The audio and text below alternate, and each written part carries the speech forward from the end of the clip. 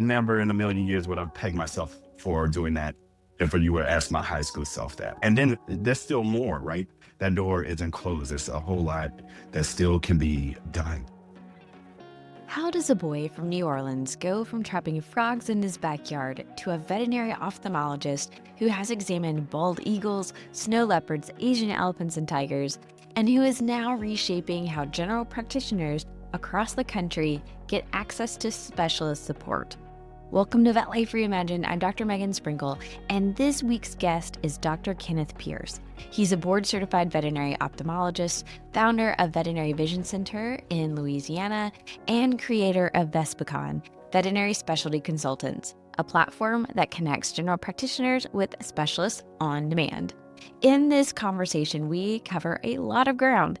Dr. Kenneth shares how a mentor in New Orleans, the only African-American veterinarian in the city at the time, shaped how he sees his role in the profession. He tells us about opening a practice in the middle of a pandemic to serve a region that had never had a permanent ophthalmologist, and what it felt like to have someone thank him for being there every single day. We also dig into what it really takes to build a business in veterinary medicine, how he thinks about AI and the future of the profession, and the advice he gives to every veterinarian who's quietly wondering if they're making enough of a difference. So let's get to the conversation with Dr. Kenneth Pierce. When did you know you were even interested in veterinary medicine? Yeah, thank you. It's an honor to be here. So my journey as far as knowing I wanted to be in veterinary medicine actually started, I grew up in New Orleans and around first or second year of high school, wanted to be a doctor, but didn't want to work on people. Around the junior year, my cousin sat me down and mainly had a conversation with me about like focusing on the future, where I want to be. And steered me towards veterinary medicine because he saw in me that I liked animals as well as I would like capture frogs and lizards in the backyard and hold them hostage for a couple of days, looking at them and things like that, and then let them go. So that just evolved into figuring out who I can get further experience from. And at the time in New Orleans, the only African American veterinarian was George Robinson. So I spent some time with him as well as I did a little summer program at Tuskegee at their vet STEM program at the time there. And so that kind of cultivated the whole interest in veterinary medicine. And then from there was applying and see where we go. Yeah. How did you find that veterinarian locally? Was he your veterinarian for your pets, or how did you find out about them? No, so that's another kind of unique thing is my mom didn't allow me to have a dog or a cat growing up, which is why I was like trapping things in the backyard. So I think that all came about through, and it was around the time of that summer program with Tuskegee and Philip Mitchell, I believe, was the administrator at the time. He had mentioned George Robinson's name to either me or my family. And then from there, we had reached out and got connected. And I started all shadowing George Robinson to becoming this kennel tech to main nurse to I'm his mentee or was his mentee. And now it's good friends. It's great. Sorry. Yeah, we all started cleaning kennels and all. Right. Yeah. Do you remember anything specifically from watching him as a veterinarian that kind of impacted you on maybe continuing to down that path, or anything that you remember from him?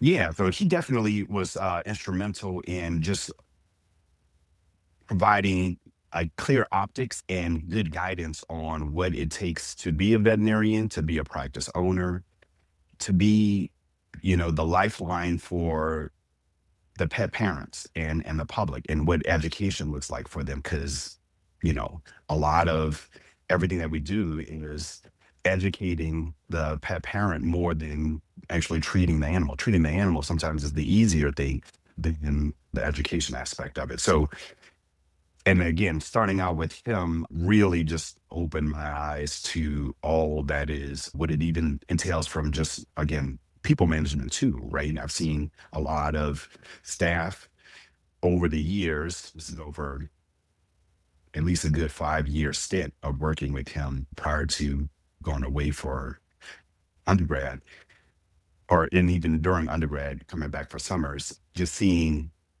how you interact with your team, interact with your clientele, and so forth. So it was good. It helped me to give me focus on where I wanted to go with my career, which was to aim for becoming a specialist. And not to say that, being a generalist, like it threw me away from that, but I had the desire after starting with it to always kind of take it to the next level and see how I can push myself, that goes.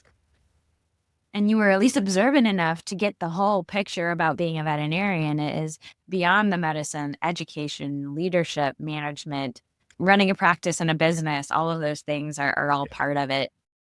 And Well, one thing that he was really an advocate for was like sitting down, like he took the time to pour into me. So there were several times where, like, after we worked this long day, like we would just sit down and just talk about the day or talk about life or talk about history or what have you, and really poured into me as a mentor to open my eyes, right? I'm a naive kid. I think I came to him starting out saying I wanted to be a snake doctor.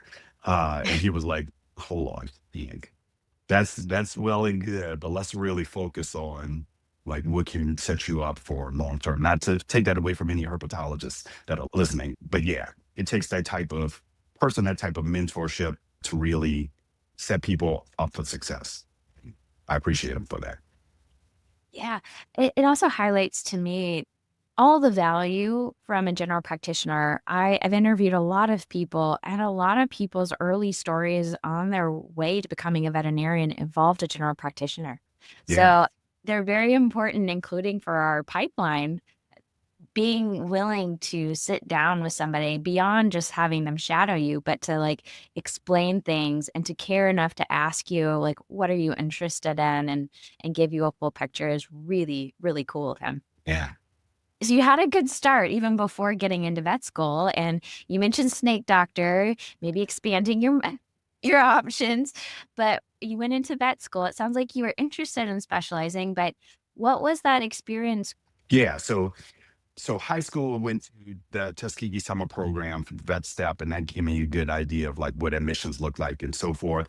Then I went to Tuskegee for undergrad and then LSU for vet school. Because I'm from New Orleans, obviously, in-state tuition, take advantage of that opportunity. And at LSU, it was great from a standpoint of now I've got kind of two different aspects of what veterinary medicine looks like because I have all of my friends from Tuskegee's undergrad that went on to Tuskegee's vet school, and then my experience at LSU. So there was a fair bit of kind of collaborative study and what have you going on Yeah. there, which was unique and helpful as well in the road of thinking about what I wanted to specialize in. Early on, I was really interested in neurology, and then like cardiology was kind of second. And at LSU at the time, the neurology and ophthalmology class were combined. And as everybody know, the coursework is condensed. And so over however many weeks we had of those two combined classes, ophthalmology just like came very easily to me.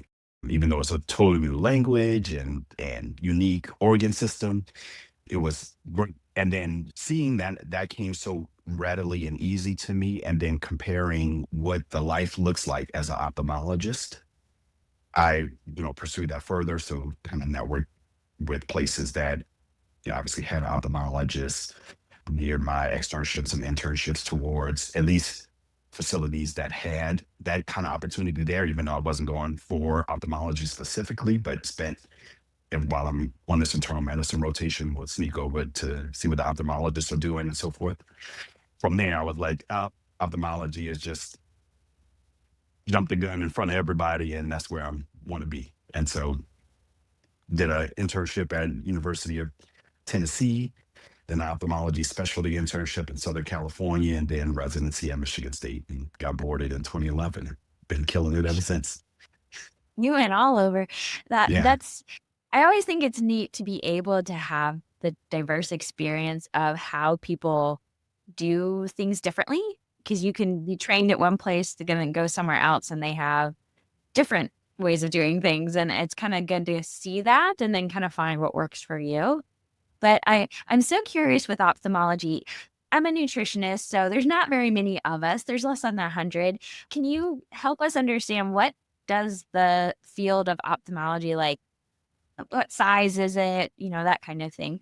Yeah. So just like nutrition, we are in great demand, which is great. And so we appreciate everybody for that. And it gives us a little bit of job security. But currently, the college is a little over 700 members there. Okay. And we are building our diversity, I would say. When I got boarded in 2011, I was the third boarded ophthalmologist, the first male boarded. In between, the first female, Tracy King, and then Terry Gibson, the second female. That's a 10-year gap, and then a 10-year gap until I got boarded. So yeah, so you can do the math. And then now there's about, I think, close to 11 African American veterinary ophthalmologists in the nation. So we still make up 1% of the college, if that. So anyway, I say all that to say that there is definitely room to grow, and there's a lot of opportunity out there for anybody. And we do have a fair bit of international diplomates as well as dual American and European college diplomates as well. So yeah, that's where we are. Yeah. Well, you mentioned that you felt like, especially even in the coursework and everything, it came really natural to you. What are some other things that you think are interesting benefits, like unique things about ophthalmology? So if somebody is like, I don't know, like maybe I'll be interested in it. What are some things that you might be able to share that would help people maybe know if that would be an interesting path for them? Yeah. One thing that was like a common thread and denominator with me, and what I didn't realize initially going into ophthalmology, that plays a huge factor, is genetics.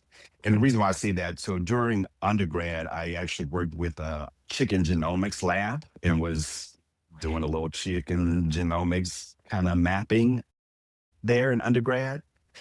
And as we're going through ophthalmology and learning about it, a lot of our purebred diseases and a lot of translational diseases that happen in people are very similar gene mutations that happen in animals. And so after becoming a specialist and learning more, and actually during my residency, my master's project dealt with one of the gene mutations that causes retinitis pigmentosa in people that corgis that there's as an animal model for.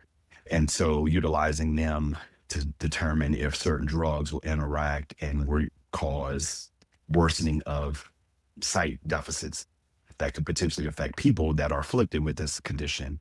This further was a wow factor and further drove that interest into what I'm doing, like really has an impact. So people who are interested, so that's one aspect for ophthalmology. If you're interested, like that plays a huge factor. Obviously, the work-life balance. You do get emergencies, and there's definitely times where things need to be seen right away, and we need to intervene, and that can make a huge impact on the success of that patient's sight or just having an eye. But then, we're not bombarded with emergencies like criticalists, and so you can still have a nice life, still make a great living, and be versatile within the ophthalmology specialty, right? Be academics, be private practice, be in research industry as an ophthalmologist as well. People are doing other things as an ophthalmologist, myself included. Yeah, we're good.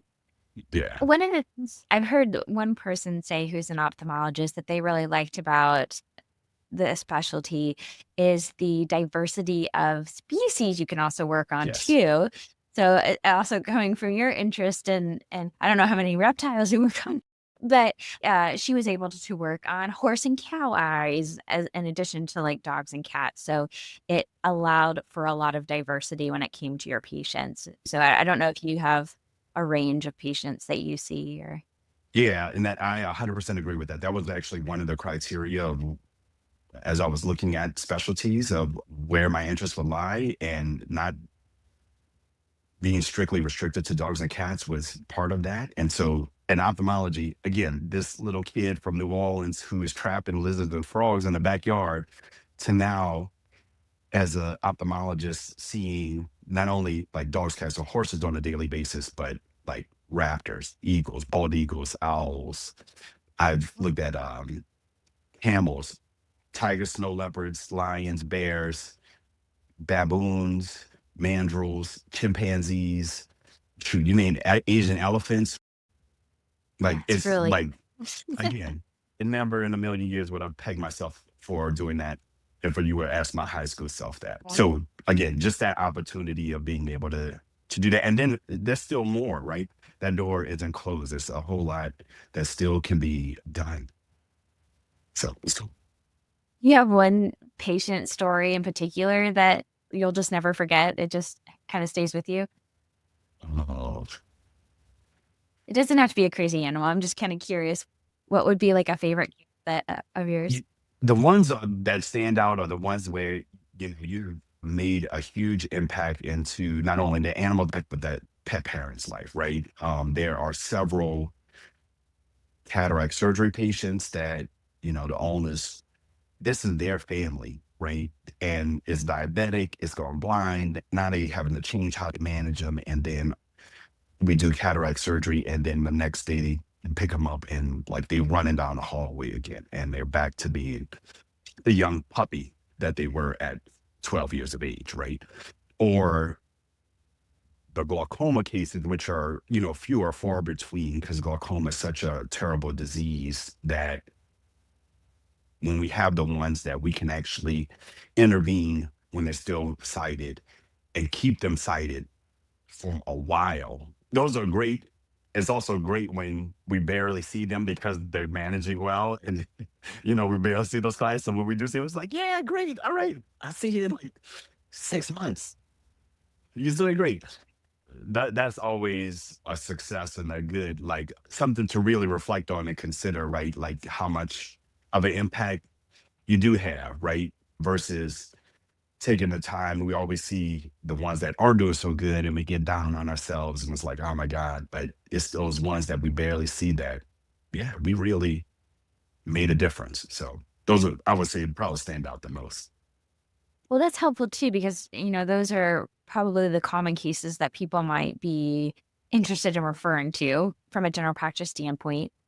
So, I mean, speaking of referring and kind of pivoting a little bit in your own career path, you do develop a different type of referral platform. So, do you mind sharing how that came about? Yeah. So after, so obviously I've already kind of toured half the middle to kind of Western and Midwestern half of the United States. After residency, I went back down to LSU, was faculty there for almost 2 years, and then decided to go into private practice and, move things along further. So I was practicing out in New Jersey at Garden State for 5, Dallas for 3, and then little beknownst to me that the pandemic was going to happen was exiting the practice in Dallas and came upon an opportunity to bring ophthalmology to Shreveport, Louisiana, and the East Texas, Northern Louisiana, Southern Arkansas region that has never had a permanent ophthalmologist there. So people were driving 4 hours in either direction to seek opto care. And open July 1, again, in the heart of the pandemic when everybody is sheltering in place and all that. And so as soon as we opened July 1, it was like busy as all get out and has been that way ever since. And every day on a daily basis, I get doctors as well as clients saying, thank you for being here. So that in itself was now filling my cup because again, now I'm even having more of an impact on this community. And so looking at that and seeing this community that has, it's not rural, but it's not in the metropolitan area, so suburban maybe, doing their level best, maybe have access to veterinary specialists, but don't have access to everybody in that respective field. And hearing and talking to some general practitioners about some of the issues that they had with the current consultation services or issues of clients not wanting to drive to go see a specialist if they could do it in house and so forth, kind of all what that entails. So hearing that, giving out consultations in the past, I figured there's got to be a better, more personal approach to doing that. So I just established Vespicon, which is the acronym for Veterinary Specialty Consultants. And I created this firm, for lack of a better word, of just veterinary specialists of all fields for large, small, and exotics, where doctors or hospitals can utilize us as a subscription member or individually and get consultations and have a real, just genuine personal conversation with one or multiple specialists at a time. So if you got a really complex case, and get your questions answered. Talk about topics, talk about whatever needs to be discussed. And the doctors get the recording, they get a brief summary. If there's supplemental information that needs to be shared, it's easily shared through our platform.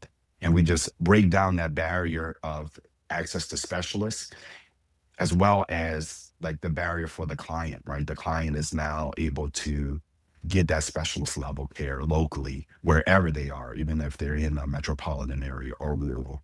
And even if it's a seasoned vet or new veterinarian, the level of education, the level of empowerment that we provide, actually 95% of the advisors that we have are people that I've either worked with or taught during my career that are like-minded like me to help the veterinary community in educating and giving them a lifeline, right?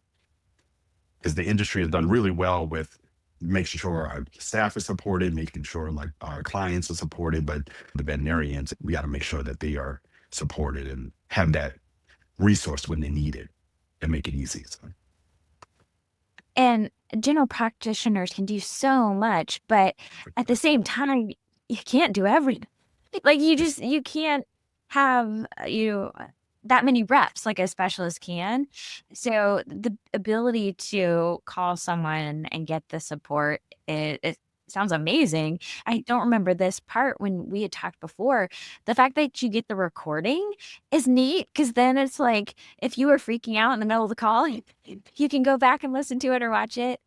And, I interviewed Dr. Aaron Smiley. It's been a while since I interviewed him, but he talked about so highly about doing teleconsultant vet to vet because he also talked about not only was it great for him to be able to help his patient, he learned every time he talked to a specialist. So he was growing as a practitioner.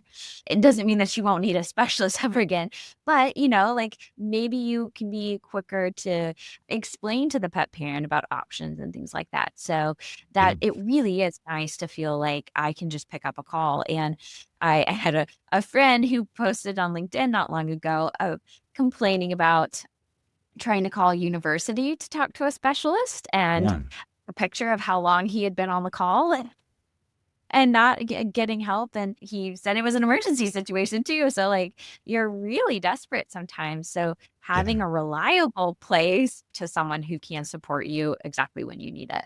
Yeah, and we are strictly like all concierge, all white glove. The way you utilize this is all based off of when the general practitioner is available. So they're not wasting time trying to get somebody. Y'all tell us, and your nursing team or the doctor can go on our website, vetswithcon.com, and just tell us who you need, when you need us, whether it's an emergency or same day non-urgent or several days in advance, and then we get you linked up. And so we do get those testimonials a great deal about. It's pretty much like on demand CE. And we have several doctors that have had a great conversation, had a great experience, learned so much, but maybe couldn't implement it right then and there because maybe it was a terminal situation, or maybe it was the owners just couldn't move forward, right? Or for whatever reason.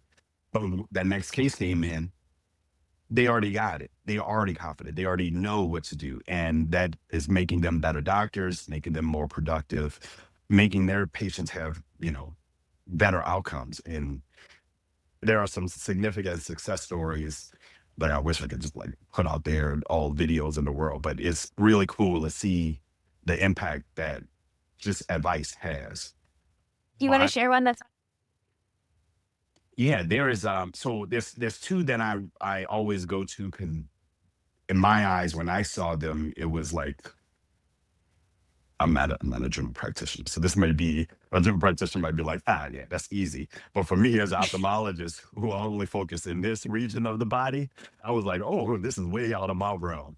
So one was this Chihuahua, I forget, it was definitely older than middle age, that had bilateral inguinal hernias, but it also had other comorbidities. And it was sent from one general practitioner to this other GP hospital that was a member with us. And with their membership, they have unlimited consultations, right? So when the referral came in, the records came in, the doctor, who was the average surgeon, he wasn't like this known stellar surgeon for the hospital or anything like that, but just a good solid GP. He took the case, he consulted with one of our surgeons about everything, and they devised a surgical plan prior to even the client coming. So already they're ready. Box checked. Part of the plan was for them to get some a little additional diagnostic imaging, and this facility had a CT scan. So he gets the CT, does this physical and all that other stuff, and then has a recheck consultation with the surgeon after acquiring that information. And they totally revised the plan with additional biopsies based off of the stuff that was going on, and then take the dog to surgery. Surgery goes great, dog heals up well, comorbidities resolved, 7 grand in, owner paid, all done at the GP hospital. Owners are happy, did not need to go down the road to the surgery specialist and or what have you. The other one that's probably even more impactful is another dog that was older, had several comorbidities, liver, kidney, gallbladder, and like something else going on, and has been managed by this hospital for a while. This younger doctor, maybe 2, 3 years out from vet school, that is managing the case and doing well. And in the course of things, I think the dog needed to have his gallbladder removed. The dog codes twice, was able to get him back on Vespercon on emergency with our criticalist, managing the patient on several consultations with internists, what have you. This dog lives another 2 years with everything that is going on with this owner. I think for the length of this dog's stint with this hospital, and obviously Vespercon was just mainly there at the end, but I think these owners spend like definitely over 40, maybe 50 grand with this hospital. And again, was super excited, super happy about that the hospital had access to specialists in that was instrumental in keeping their dog alive for those last 2 years, right? When things were really looking bad. And again, that doctor, 2, 3 years out, and she was knowledgeable, she was smart, she was a good doctor, she's receptive to advice and confident, as well as able to build on her confidence, right? She wasn't overly confident or anything like that. But what I've learned is that, as human beings, we've got to be vulnerable. We've got to be open to receiving advice and information, as well as to know, like, sometimes you know what you're doing and you just need somebody to say, yeah, you're right. Like, carry on. Like, I wouldn't do anything different. You've done everything, right? You just need that reinforcement. So having that kind of mentality, being open to those types of things, it just sets you up for success, right? And be just happy to be that resource for those people when we can. You're making me like wish my personal doctor had access to this, the panel of specialists. Seriously. So much faster. Can we like bring it to human medicine? Seriously. But Yeah, yeah. that is one thing that we're missing. Like, when is our healthcare going to get up to that level, right? We only get that when we in the emergency room or when we need some major surgical procedure that requires all those others. Yeah. But if our PCP could have that well in advance, right, then that will save a lot of people. Yeah. And in human medicine, it probably comes with like a whole parade of interns and residents and Right. Exactly. And you're right. Like we all have our roles in veterinary medicine. So the more that we can work together collaboratively, the Mhm. better that we're supporting everybody involved. And of course, especially the pet owner and the pet. So, well, one of the things I've also noticed about you, and we met at Western and we're walking down the hall, and you like know everybody is walking down the hall. You make great connections and relationships. And you mentioned like the other specialists that are part of the company are all ones that you've personally worked with in some form or fashion and gotten to know. So has that been a big part of your journey? Do you mind sharing a little bit about how you've been able to make such great connections? Yeah. And I don't know, maybe, my mom raised me right or something. I have always, so typically, I'm a humble guy. I've got people now that's like, you need to come out of this shell and really do more, what have you. But I'm always humble and respectful and listen to folks as well as reflect on these interactions that I have with people. And I've been fortunate enough, at least over the years, to really forge relationships with these specialists that are doing great things and that, again, are like minded. And it was just an easy ask with this concept of, hey, this is what I'm trying to do. Are you willing to take this ride with me? And I'm just asking for a little bit of your time, right? And so for them to put their trust and their time in me and trying to do something to help the profession, to help their fellow veterinarian, speaks volumes. And so fortunately for Vesperkine, it helped us establish a solid foundation very easily of like the main staples of specialties. And then we've been able to build on that by bringing on more and more people that I've known over the years. We're getting to a point where, as we are going around exhibiting or speaking engagements and people learning that, Vespercon exists, that reduced some of my workload of having to recruit. And now we're getting that more organic interest, which is great because that is helping us as we are continuing to grow and get members to stay ahead of the curve and be able to service the veterinary community. So everything's coming to fruition. And then we've also been able to kind of build out and expand into other avenues like a business advisory arm or providing insurance appeal claim reviews for insurance companies and CE for various companies and groups and hospitals and so forth. So it's awesome. It's amazing. There's a lot of opportunity out there. And if any specialists are listening and trying to do some consulting, just feel free to reach out. A couple questions from that. One, Yeah. you brought up the other services that you offer too. So I was curious about having a business. It's hard. The more you pile on to what the business offers, the more complex. And Yeah. I've talked to an entrepreneur that he even said, I overdid it. I did too much. So how do you know, like, how did you decide what and when to add like a new service? Yeah, that's a really good question. So definitely I had a strategic plan starting out, and it was the consultation. We also a concierge referral service, which also sets us apart for, hospitals speaking about them being productive and efficient. Part of the biggest bottleneck at the time was getting into specialty hospitals or getting that client in, right? Certain regions, it's not too bad, but some you might be 3 to 4 weeks down the road and that animal's illness may be the betterment of them, right? By that time. So our goal was, we'd help veterinarians and the pet parent with the initial management of that case up to the veterinarian hospital's limit of what can be done there. And then we help book timely referrals to specialty hospitals for the practice of the doctor. After that consultation and this dean that needs to be referred, they get back to practicing and being productive, and we will help with that transfer. So that's less time that they have to deal with that. But I would tell you, we rarely do that because we do the consultation so well.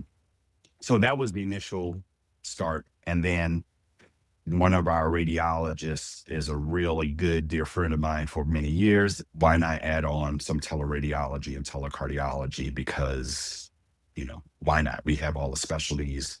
That is a simple ask. And I'm not trying to be a full like teleradiology company, but if you could have it all in one place and consult with your radiologist on a more personal level, then hey, that's an added benefit, right?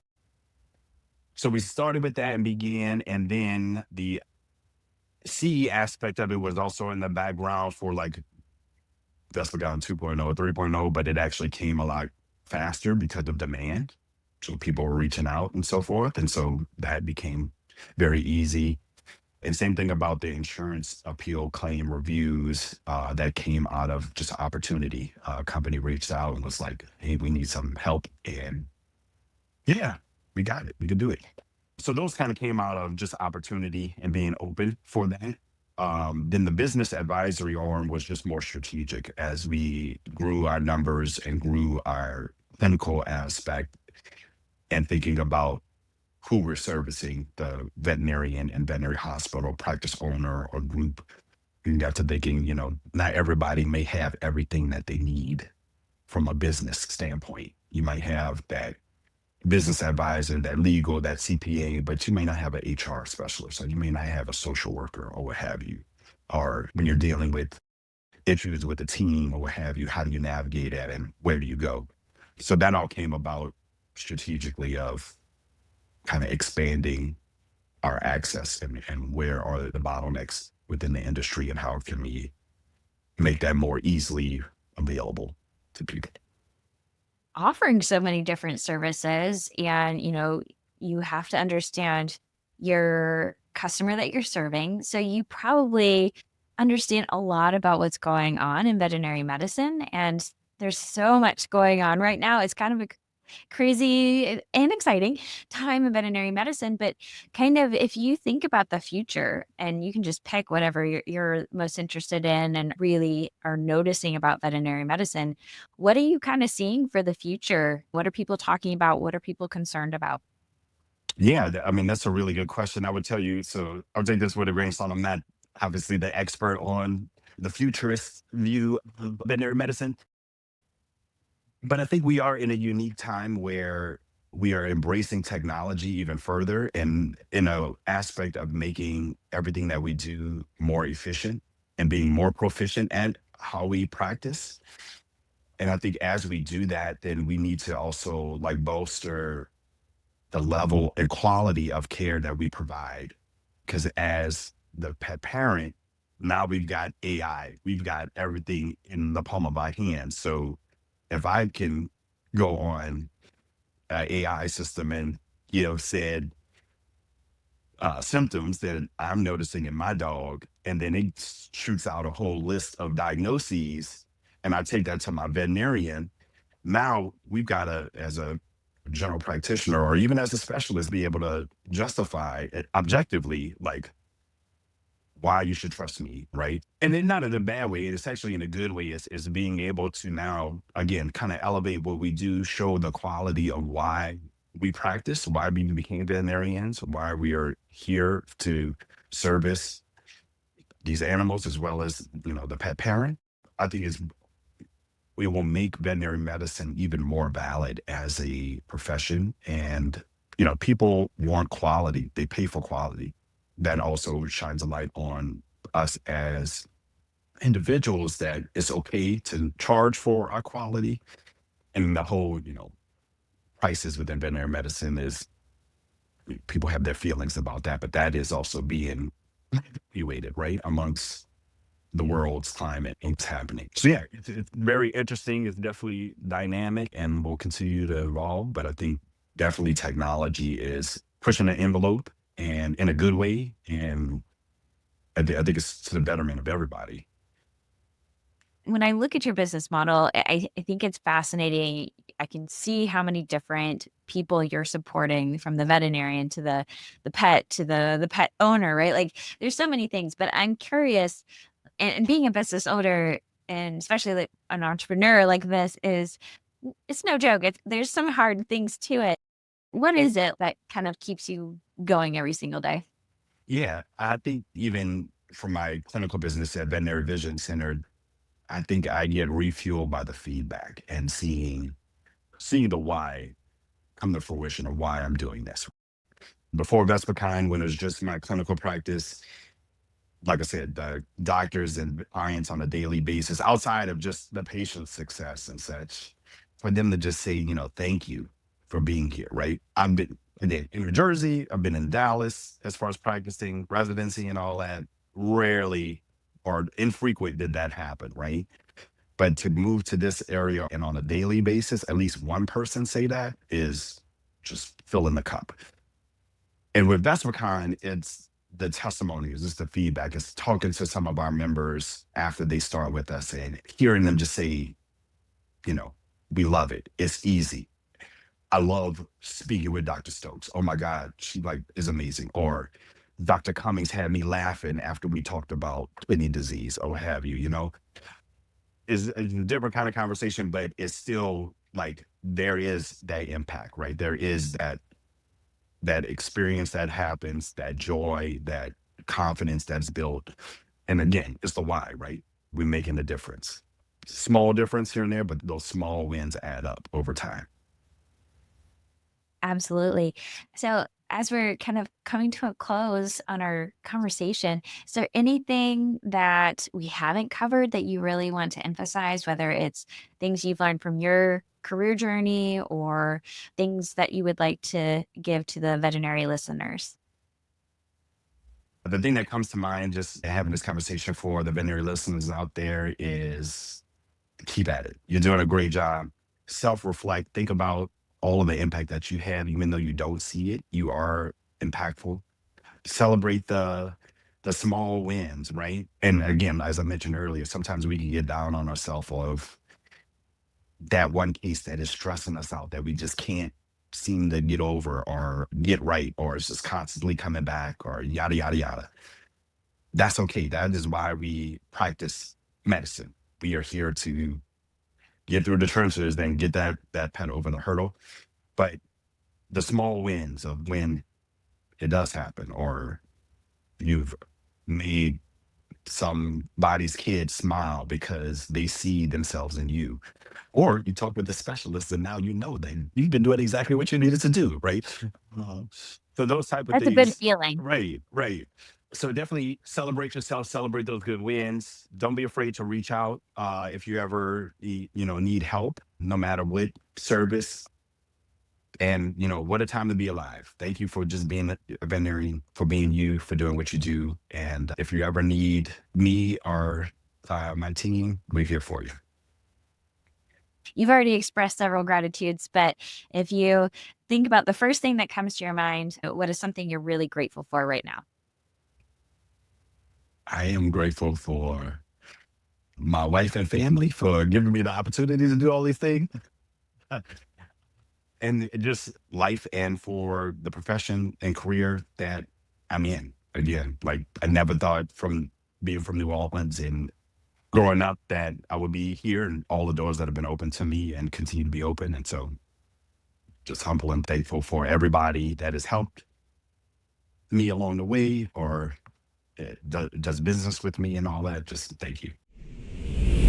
No matter your role in veterinary medicine, you are making a difference. I hope you find a way that allows you to fill your cup like Dr. Pierce. All links and resources mentioned in this episode are in the show notes. And if you want to get even more out of this conversation, check out our new podcast club guide.